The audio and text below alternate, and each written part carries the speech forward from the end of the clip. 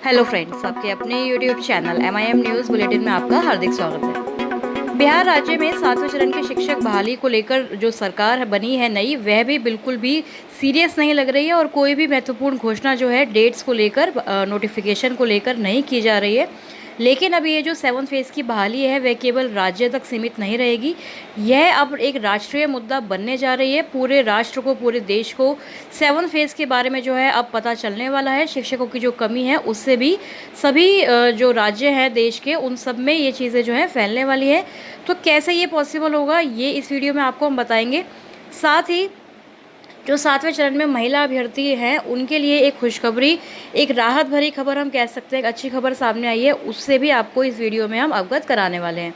सबसे पहले बात कर लेते हैं महिला अभ्यर्थियों के ही बारे में। देखिए, आज के अखबारों पे यदि आप नज़र डालेंगे तो वहाँ पर यह प्रकाशित हुआ है कि बाहर रह रही सूबे की महिलाओं को पिता के पते पर मिलेगा आरक्षण।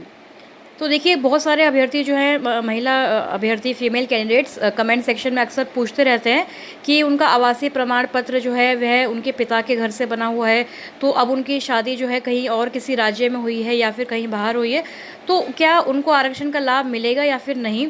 तो देखिए, उनके लिए बहुत ही एक राहत भरी खबर है। लिखा है कि राज्य सरकार ने बिहार के बाहर रह रही विवाहित महिला या जिनके पति का स्थायी निवास दूसरे प्रदेशों में है, उन्हें भी नौकरी में महिला आरक्षण, यानी कि जो 35% महिला आरक्षण मिलता है हम लोगों को, उसका लाभ देने का फैसला किया है। यह लाभ ऐसी महिलाओं को उनके पिता के बिहार स्थित स्थायी निवास के आधार पर दिया जाएगा। ऐसी महिलाओं को पिता के पते के आवासीय प्रमाण पत्र के आधार पर आवेदन, यानी कि दावा करना होगा। शुक्रवार को ही इस बाबत सामान्य प्रशासन विभाग ने अधिसूचना भी जारी कर दी है।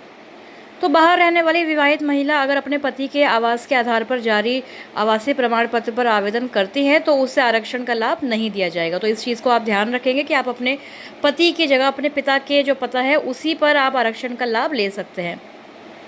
लेकिन विवाहित महिला अपने पिता के आवासीय पता का उपयोग कर अगर प्रमाण पत्र देती है तो उसे आरक्षण का पूरा लाभ दिया जाएगा। विदित हो कि सामान्य प्रशासन विभाग ने 2003 में ही अधिसूचना जारी कर यह स्पष्ट कर दिया था कि राज्य के सिर्फ मूल निवासी ही यहाँ के आरक्षण का लाभ ले सकते हैं। गौर हो कि 11 सितंबर 2007 को जारी आदेश में स्पष्ट दिया गया था कि व्यक्ति की जाति का निर्धारण उसके पिता की जाति के आधार पर ही होता है। तो जाति को लेकर भी जो कन्फ्यूजन है यहाँ पर यह भी क्लियर हुई है।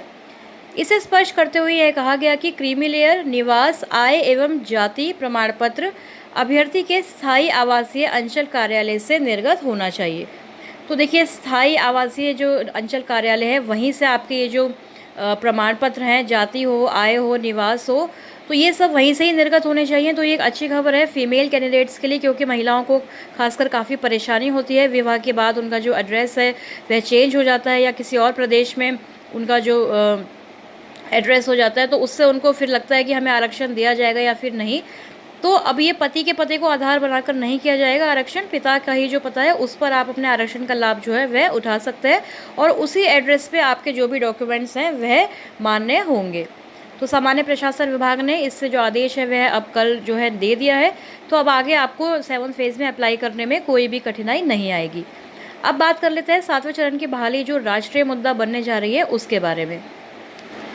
जैसा कि सबको पता ही है कि बिहार में तो शिक्षा व्यवस्था की खस्ता हालत है और इसी हालत को दिखाने के लिए, शिक्षकों की कमी को दिखाने के लिए, क्लासरूम की स्थिति को दिखाने के लिए जो BBC चैनल है, यानी कि जो ब्रिटिश ब्रॉडकास्टिंग, यानी कि जो पूरा इंटरनेशनल जो प्रकाशित करता है खबरें, उस चैनल पे अब ये जो मुद्दा है 3 सितंबर यानी कि आज से ही जो है स्टार्ट होने वाला है। ये मुद्दा जो है पूरा BBC पर चलाया जाएगा, जिसमें कि पूरा दिखाया जाएगा कि कैसे एक कमरे में स्कूल चलाते हैं। यहाँ पर क्लासरूम में टीचर्स नहीं हैं और कई स्कूलों में सिर्फ एक ही टीचर है जो हज़ारों बच्चों को संभाल रहे हैं। किसी भी विषय में पर्याप्त शिक्षक नहीं है, वो भी तब जब लाखों वैकेंसी खाली पड़ी हुई हैं, कितनी सारी सीट्स जो है खाली हैं, लेकिन बिहार में भर्ती नहीं हो रही है। तो ये हाल बिहार की शिक्षा व्यवस्था का है, जिसके कई पहलू हैं। तो BBC हिंदी जो है अब ये सारे ही पहलुओं को उजागर करने वाला है।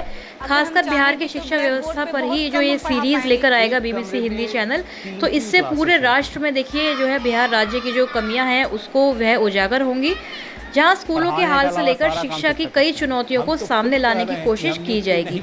और टीचर्स की इतनी कमी होने के बाद भी सरकार बहाली का जो प्रोसेस है उसको इतना जटिल बनाकर रखती है कि छठा चरण आप लोग देख लीजिए, कितनी ज़्यादा भर्तियां आई थी लेकिन फिर भी बहुत कम अभ्यर्थी ही बहाल हो पाए हैं। आधे से ज़्यादा सीट्स जो है नियोजनवाद की प्रक्रिया के कारण खाली रह गई हैं। और अब जब सरकार को हम 7वें चरण की बहाली शुरू करने के लिए कहते हैं तो उस पर भी सरकार का रवैया जो है काफ़ी टालने वाला है।